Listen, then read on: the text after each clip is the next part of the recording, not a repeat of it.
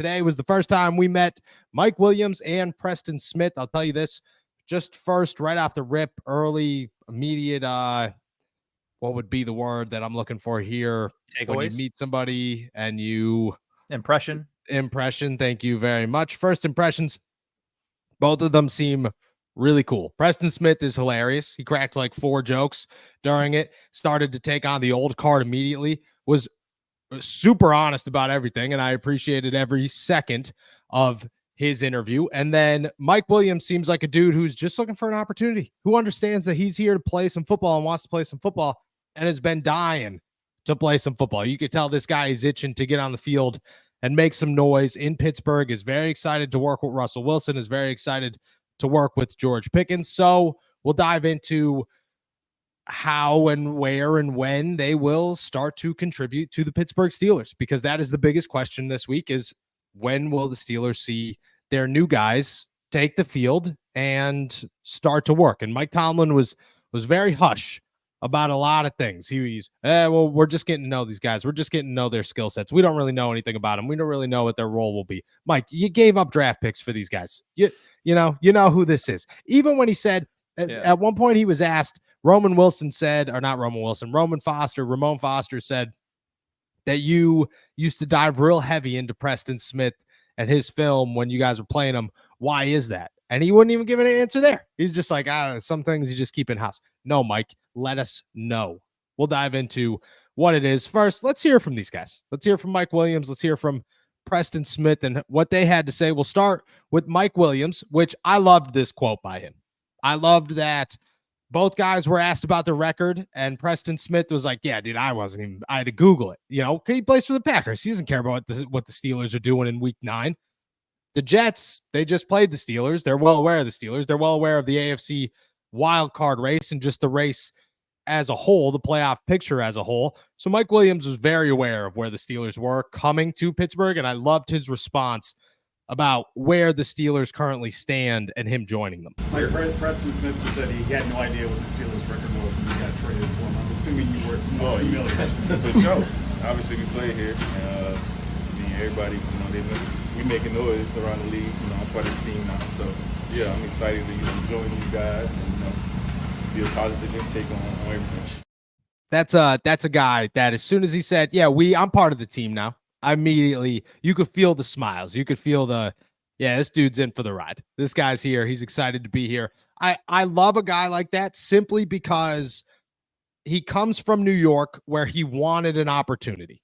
He signed in New York. He didn't leave New York. They convinced him before he even had an opportunity to test another city's breakfast sandwich that he wanted to be a Jet and that the Jets wanted Mike Williams to be part of their team.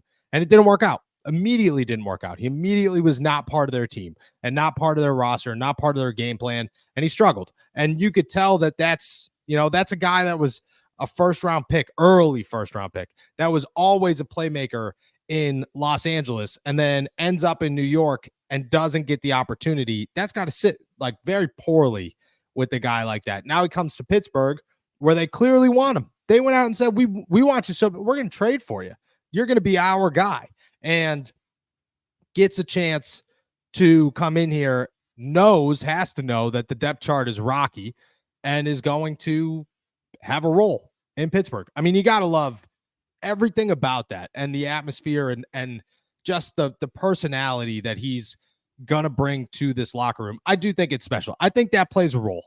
You could get a lot of guys that feel they deserve to be here, and then you get somebody who has a chip on their shoulder saying, I thought I deserved to be at the last place, and that didn't work out. And, here's a blessing here that I get to come to a 6-2 football team and compete now for the AFC North and for a playoff spot, something I was not doing in New York, with a good quarterback, George Pickens at wide receiver next to me, and an opportunity to be the number 2.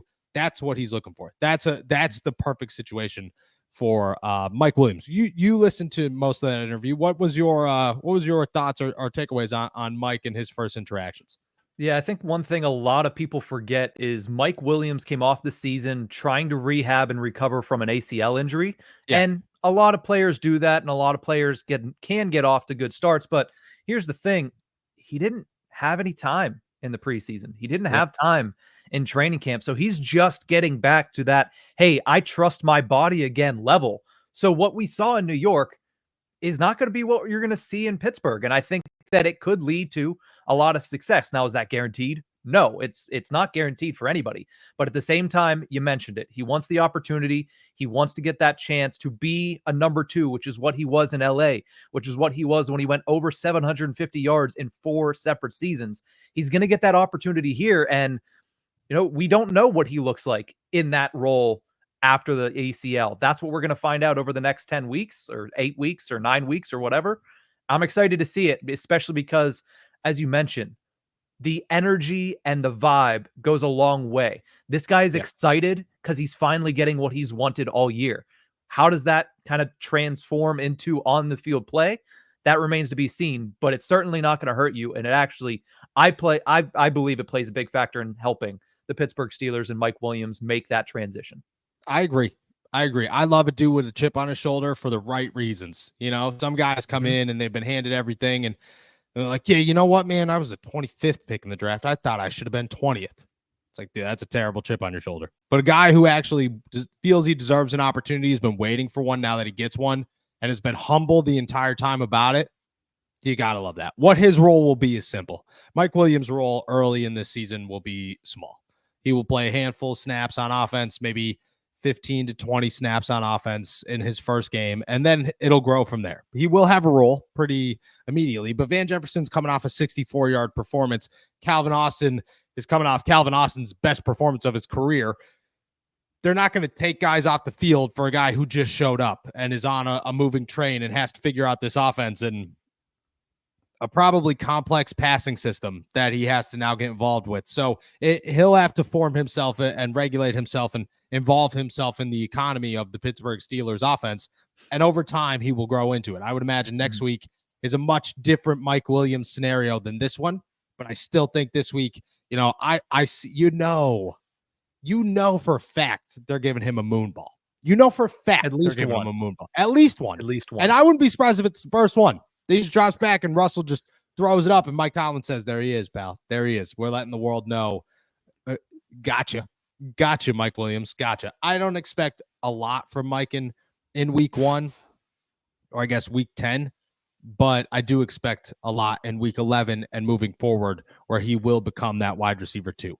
If you're as dedicated to your football team as I am, you've got to check out my partners, DraftKings Sportsbooks. With options to bet on your favorite team, favorite players, props, and more, there's something for everyone. And right now, all new customers who bet just $5 will get $200 in bonus bets instantly. Now that's something to celebrate this season.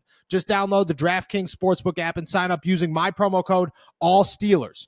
The crown is yours. That's right. New customers can bet just $5 on anything and receive $200 in bonus bets instantly. Stay in on the action and use your $200 in bonus bets on DraftKings same game parlays for a shot at an even bigger payout. Combine multiple bets together from the same game. If sports betting is not yet available in your state, don't worry. You can still join in on all the fun with DraftKings Daily Fantasy and have the shot to win cash prizes. Download the DraftKings Sportsbook app now. New customers use my promo code ALLSTEELERS and bet just $5 on any wager and get $200 in bonus bets instantly.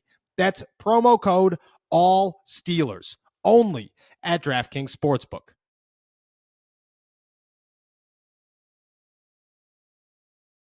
Then there was Preston Smith, who was hilarious. I enjoyed every second of talking to Preston Smith. I was told from Green Bay that Preston Smith's a great interview, but that was really all I was told.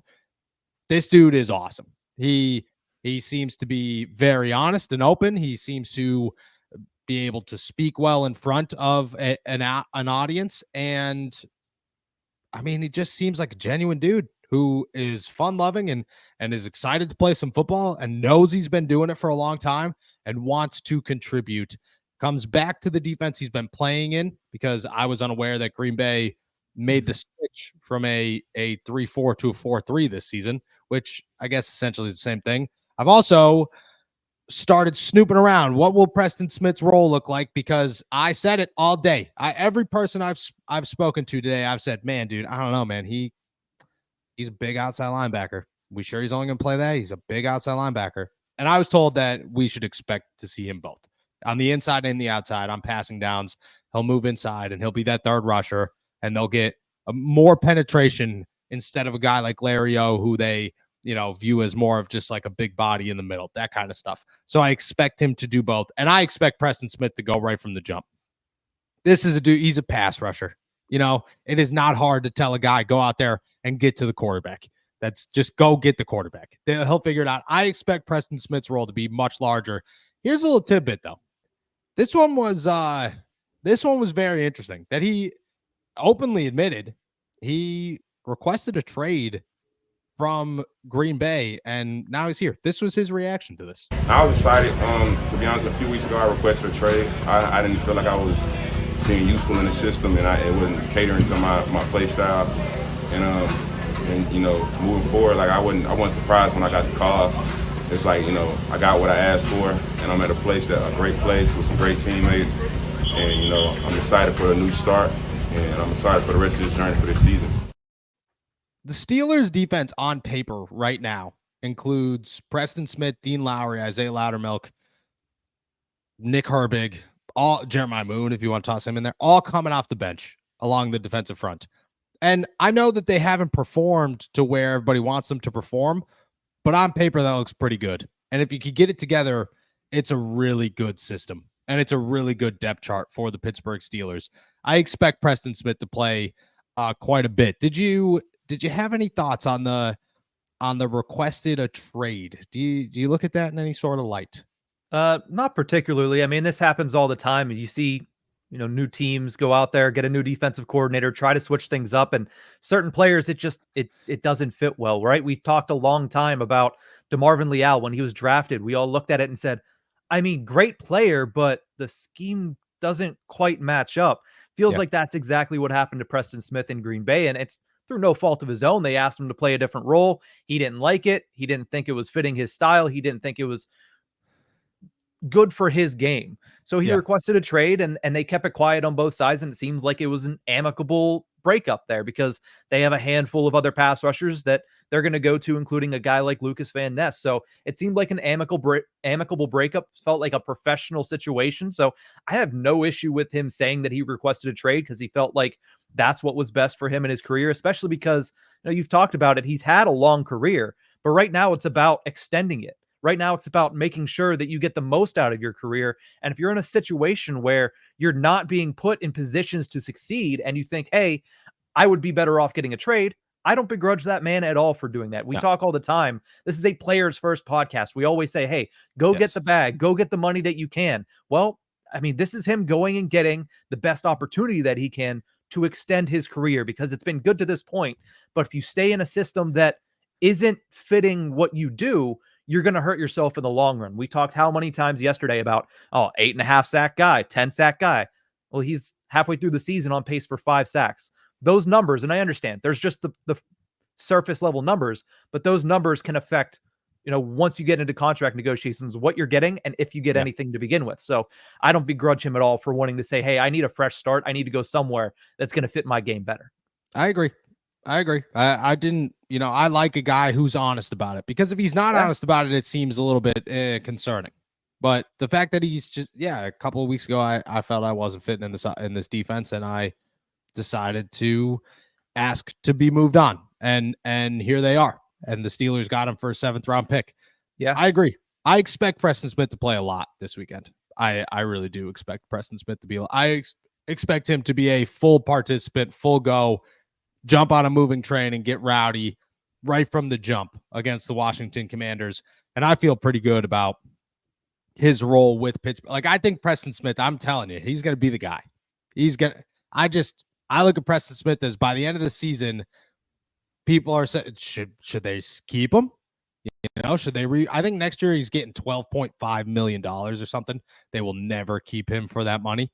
But I do think that they could look at it, and I think by the end of the year, Preston Smith could be a guy that they go, another year, Another 2-year deal for $6 million, $7 million. Why not? You know, why not? If he wants to come here and be that guy in Pittsburgh, I think it works out really well for the Pittsburgh Steelers. I'm very excited about what both these guys could bring.